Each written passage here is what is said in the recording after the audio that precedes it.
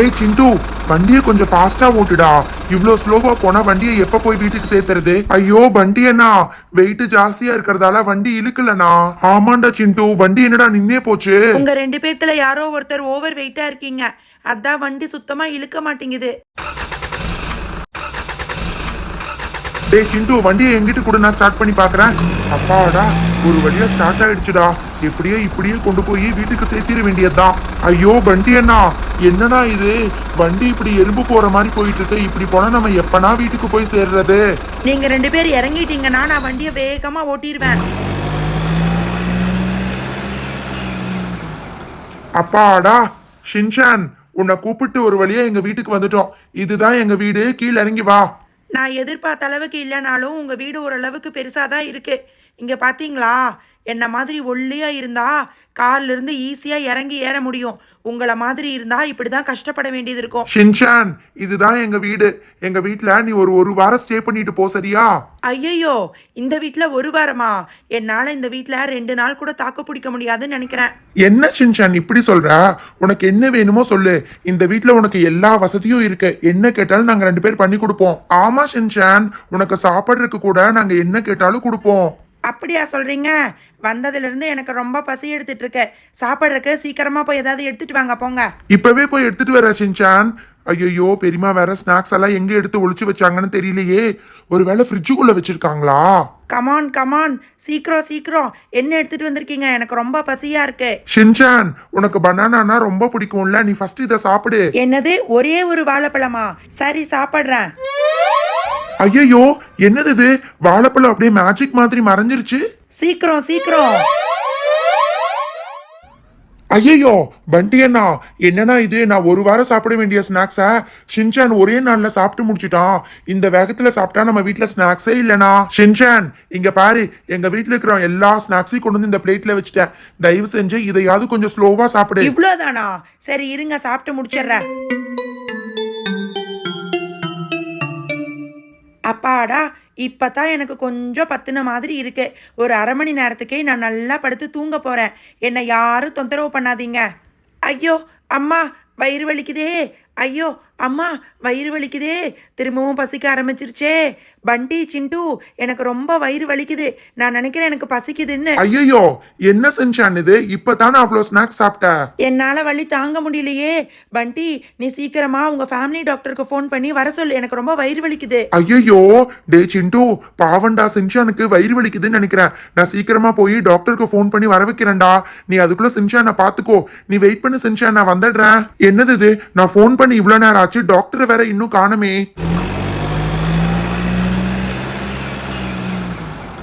என்ன பண்டி, சிண்டு, உங்க அம்மா எல்லாரும் எப்படி இருக்காங்க? யாருக்கோ உடம்பு சரியில்லைன்னு ஃபோன் பண்ணையே.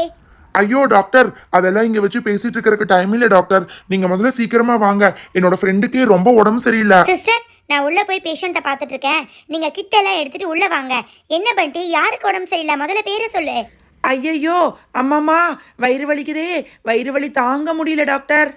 யார் இந்த பையன்? இவனை இதுக்கு முன்னாடி நான் இங்க பார்த்ததே இல்லையே. என்ன பண்டி, இவனுக்கு உடம்பு சரியில்லைன்னு சொல்லி தான் எனக்கு ஃபோன் பண்ணையா?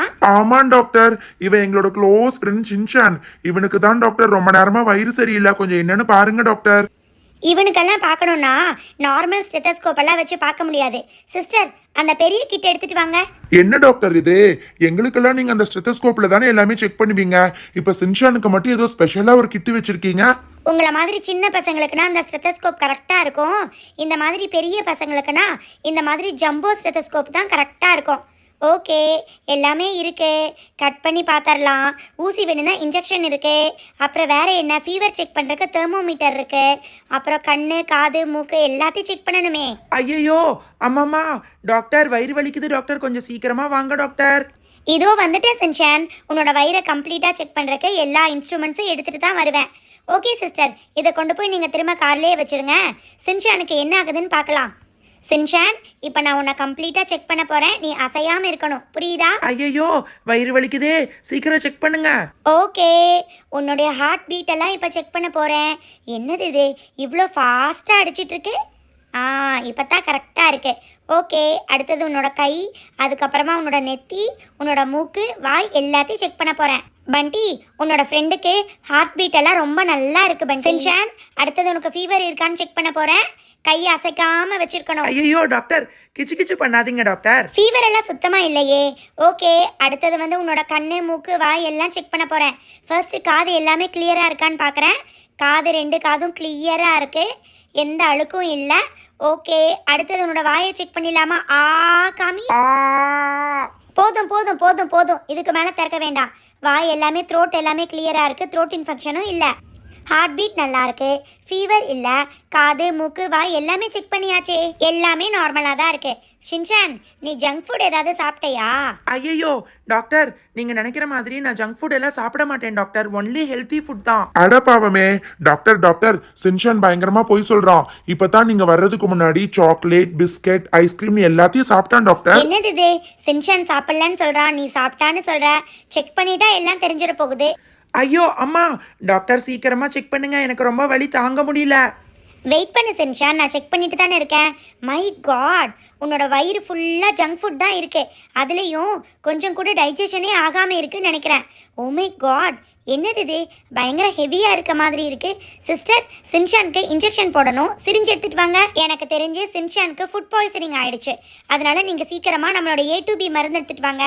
டாக்டர், நம்ம எப்போவுமே பிஸ்கெட் ஓவராக சாப்பிட்டா போடுவோமே, அந்த மருந்து, அதுக்கப்புறம் ஐஸ்கிரீம் சாப்பிட்டா போடுற மருந்து, சாக்லேட் சாப்பிட்டா போடுற மருந்து எல்லாத்தையும் ரெடியாக வச்சுருக்கேன் டாக்டர். எத்தனை ml போடணும் டாக்டர்? 5 ml 10 ml இல்லை 20 ml? சிஸ்டர், உங்ககிட்ட நான் எத்தனை வாட்டி சொல்லியிருக்கேன் இந்த மாதிரி குழந்தைங்களுக்கு போடுற இன்ஜெக்ஷன் எல்லாம் எடுக்காதீங்கன்னு.